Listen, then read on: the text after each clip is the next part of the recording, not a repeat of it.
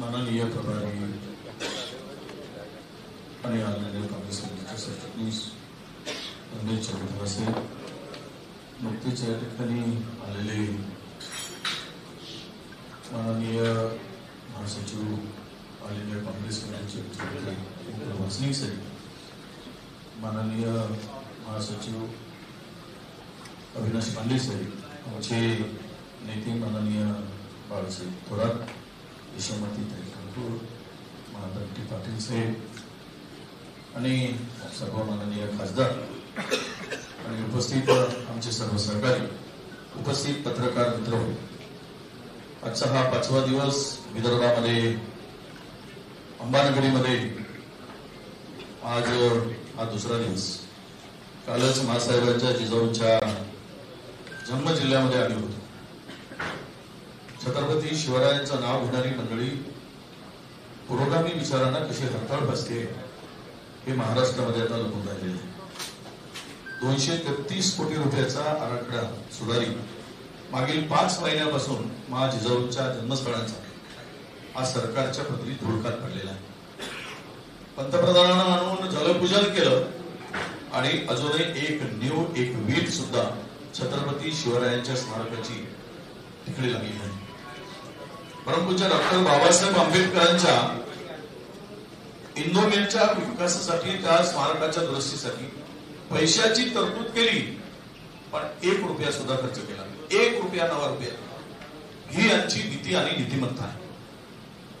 या फुले शाहू आंबेडकरांच्या महाराष्ट्राला, त्या विचाराला हरताळ बसण्याचं काम केवळ करतायत.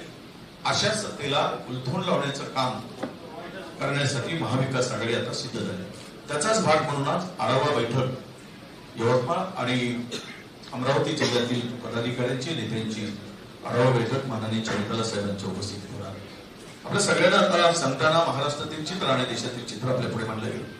खरं तर नैतिकता राज्यातली संपली.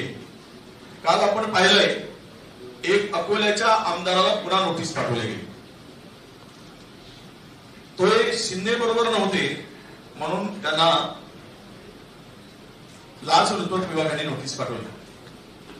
हे जे काही रिव्हेंज पॉलिटिक्स महाराष्ट्रात आणलं गेलं, बदल्याची भावना, अनेकांना सोबत घेऊन गेले.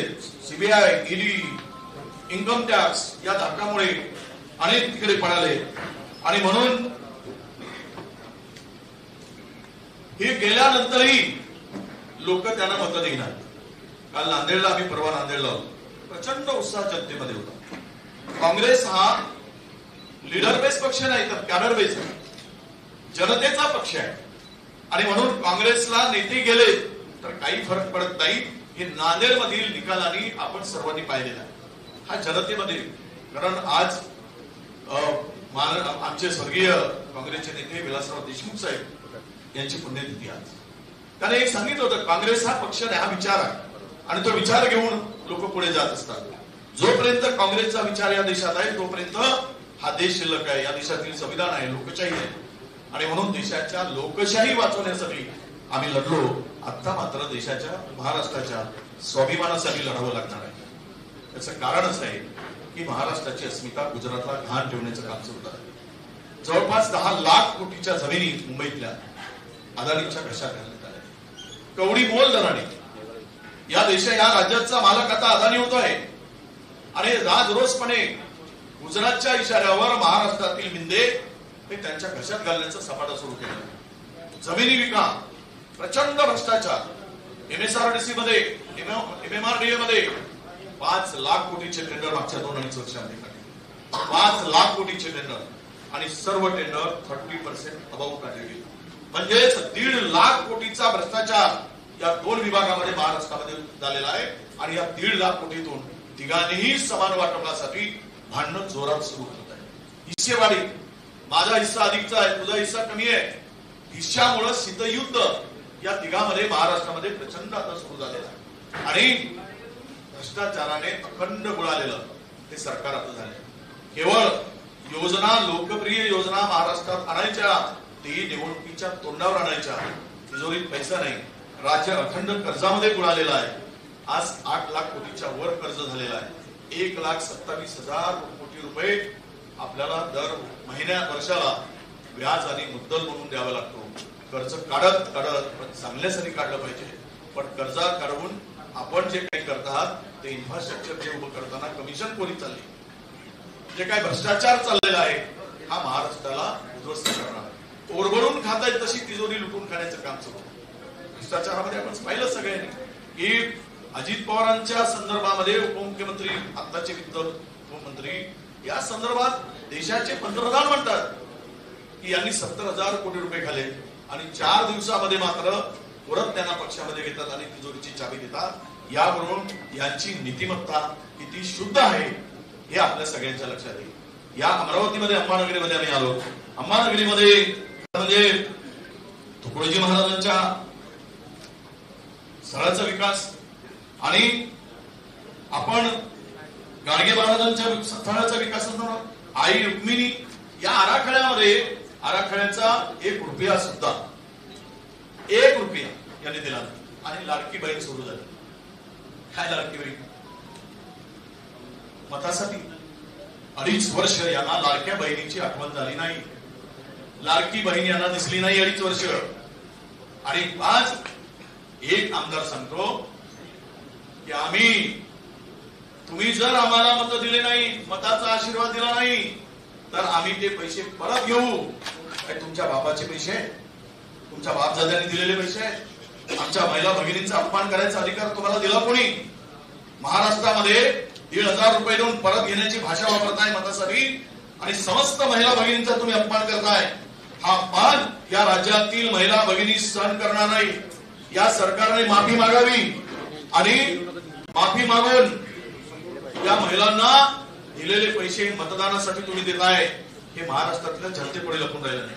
उपमुख्यमंत्री अजितदादा घड्याळाच्या चिन्हाकडे बोट दाखवून सांगतात की इथे तुम्ही मारा तर ही योजना सुरू राहील, नाहीतर योजना बंद करू। म्हणजे काय? मतासाठी, मत मिळवण्यासाठी या पद्धतीनं त्यांनी हे उद्योग सुरू केले। खरं तर ही योजना निवडणुकीच्या तोंडावर आणत असताना मध्य प्रदेशमध्ये योजना सुरू केली, त्याची कॉपी मारली। तिथे मध्य प्रदेशमध्ये योजनेचे पैसे 3 महिन्यापासून महिलांच्या खात्यात टाकले जात नाही, 3 महिन्यापासून बंद आहे। म्हणजेच ती निवडणुकीसाठी योजना होती, परंतु तेलंगणामध्ये काँग्रेसचं सरकार आहे, महालक्ष्मी योजना आणली, ती निरंतर आम्ही सुरू ठेवली आणि महिलांच्या खात्यात आम्ही पैसे टाकतो। 1,500 रुपये टाकतायत, उद्या काँग्रेसचं आमच्या महाविकास आघाडीचं सरकार आला तर यापेक्षा महिलांचा सन्मान मोठ्या प्रमाणात करण्याचं आम्ही काम करू। महाराष्ट्र हे युपीला आता मागे टाकलाय महिला अत्याचाराने। रोज दर दिवशी दर तासामध्ये महिलांवर अत्याचार होणारा महाराष्ट्र झालाय। महिलांच्या सुरक्षेची हमी नाही। आजच आपण पाहिलंय एका छोट्या बालिकेवर शिक्षकांनी मागील 5 महिन्यापासून मुंबईच्या जवळच्या एका गावामध्ये अत्याचार केला। महिलावर, बालिकेवर, तरुणीवर महिला सुरक्षित नाही आणि भगिनींचा लाडकी बहीण म्हणून उल्लेख करतात आणि सांगावं कोणी तर ते ऑरेंज कलरचा जॅकेट घालून ज्यांनी बहिणीला पाडलं गुलाबी कलरचं जॅकेट घालतात आणि बहिणीला पाडतात आणि बहिणीला पाडायसाठी बायकोला उभं करतात। पण बहीण महाराष्ट्राची होती म्हणून ती निवडून आली, खरा सन्मान कोण करतो हे आपल्याला माहिती आहे। बोलताना तरी किमान भान असावं। पण हे आज जे चाललेलं आहे महाराष्ट्रात, समृद्धीच्या नावाखाली समृद्धी करून घेतली, प्रचंड पैसा समृद्धीतून कमवला, 15% वसुली झाली आणि या सगळ्यामध्ये महाराष्ट्राला काय मिळालं तर एक भ्रष्टाचारी, चोर, दरोडेखोराचं सरकार, डाकूचं सरकार मिळालं।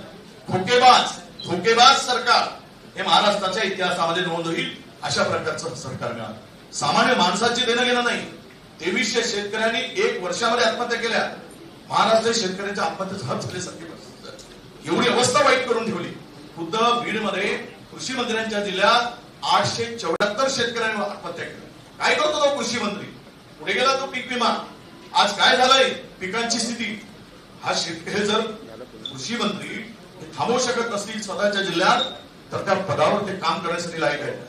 आज शेतकऱ्यांच्या अवस्था, संत्र्यांची काय स्थिती आहे? संत्रा प्रक्रिया केंद्र म्हणून छाती ठोकपणे सांगणारे संत्रा प्रक्रिया केंद्र गेला। संत्र्याला आज जो एक्सपोर्ट होतो त्या ठिकाणी बांगलादेशाच्या सीमेवर संत्र्याची काय गती करून ठेवली, किती टॅक्स वाढवला. सोयाबीनला तर 2013 मध्ये जे दर मिळत होते सोयाबीनला ते दर आता मिळत आहे. सोयाबीनला 2013 मध्ये आमचं सरकार होतं 4600 रुपये दर मिळत होता. आज MSP तर 16, पण त्यांचं उत्पन्नाचा पैसा सुद्धा निघू शकत नाही, ही परिस्थिती करून कॉटनचा शेतकरी. म्हणून आम्ही मागणी केली होती की आम्ही माननीय मनमोहन सिंग साहेबांचं सरकार होतं, 72,000 कोटीचं कर्ज एका झटक्यामध्ये आम्ही शेतकऱ्यांचं माफ केलं होतं. मग महाराष्ट्राला कर्जमुक्त करा म्हणून सांगतो, त्यावेळेस लाडका भाऊ लाडकी बहीण करत असतात आणि ह्यामध्ये केवळ निवडणुकीचा स्वार्थ बघून, मताचा स्वार्थ बघून हे सगळं चाललेलं आहे. महाराष्ट्र आता खऱ्या अर्थानं हा एक गुजरातच्या मागे गेलेला, गुजरात पुढे गेलाय आणि महाराष्ट्र आता मागे आलाय. 11व्या क्रमांकावर महाराष्ट्राला आणून ठेवण्याचं पाप यांनी केलं. कारण अस्मिता ही गुजरातकडे गाणे, सगळे उद्योग रोज गुजरातकडे जात आहे. काल आपण पाहिलंय, आठवड्याभरापूर्वी 25,000 कोटी रुपयाचा महिंद्रा कंपनीचा नाशिक मधला प्रकल्प संपूर्ण करार झाले, जमिनी उपलब्ध करून दिल्या आणि तो प्रकल्प गुजरातला पळवला गेला. 2.5 लाख लोकांना रोजगार देणारा तो प्रकल्प होता. अशा पद्धतीनं महाराष्ट्रातल्या तरुणांना रस्त्यावर गुलाम फिरवायची मानसिकता या लोकांची आहे. महाराष्ट्राला गुलाम करून गुजरातच्या इशाऱ्यावर हे सरकार चाललेलं आहे. म्हणून अशा सरकारला घडवण्यासाठी आम्ही सज्ज झालो आहोत. महाविकास आघाडी सज्ज आहे. शेतकऱ्यांच्या आत्महत्या, तरुणांचा अधिकार, महिलांची सुरक्षा, हे सर्व आमच्या पुढचे फार मोठा विषय आहे, तो अजेंडा आहे आणि यावर काम करायसाठी आम्ही निर्धार केलेला आहे. आज इथली सरकारची अवस्था ही कोल्ड वॉर मी म्हणालो होतो, कोल्ड वॉर हा केवळ पैशासाठी, सत्तेसाठी कोल्ड वॉर आहे. आणि आज आपल्याला हा महाराष्ट्रातलं एक विदारक चित्र संपवायचं असेल तर या ठिकाणी महाविकास आघाडी हे सगळं थांबवू शकेल. कारण आम्ही काम केले 2-2.5 वर्ष संकटामध्ये या महाराष्ट्राला पुन्हा नव्यानं उभारी देण्याचं काम, कोरोना सारखं संकट असताना हे सरकार उत्तम रीतीने चालवलं. पण आज खोकेबाज आणि धोकेबाज सरकार मात्र महाराष्ट्राला लुबाडून खाताना आपल्या सगळ्यांना दिसत आहे. म्हणूनच आमचे प्रभारी चेन्नीताला साहेब स्वतः किती प्रचंड वेळ नानाभाऊ पटोले महाराष्ट्रभर फिरताय, बाळासाहेब थोरात फिरताय, सर्व नेते एकत्रपणे ताकदीनं महाराष्ट्रातील हे नालायक सरकार, हिंदे सरकार घालवण्यासाठी, असंविधानिक सरकार घालवण्यासाठी आम्ही एकत्रपणे लढतो. महाविकास आघाडी म्हणून लढणार आहोत आणि या ठिकाणी सत्ता परिवर्तन होईल हा विश्वास आम्हाला आहे. कार्यकर्त्यामध्ये प्रचंड उत्साह आहे, प्रचंड एक ऊर्जा आहे आणि ते हे अमरावती असं स्थळ आहे की अमरावतीची निवड हे अंबा मातेचं आणि राष्ट्रसंत तुकडोजी महाराजांचं, संत गाडगे बाबांचं हे स्थळ आहे. या ठिकाणी आई रुक्मिणीचं हे स्थळ आहे आणि या स्थळातून निश्चित ऊर्जा मिळेल आणि महाराष्ट्रामध्ये नवचैतन्य निर्माण होऊन परिवर्तन होईल हा विश्वास व्यक्त करतो. एबीपी माझा, उघडा डोळे बघा नीट.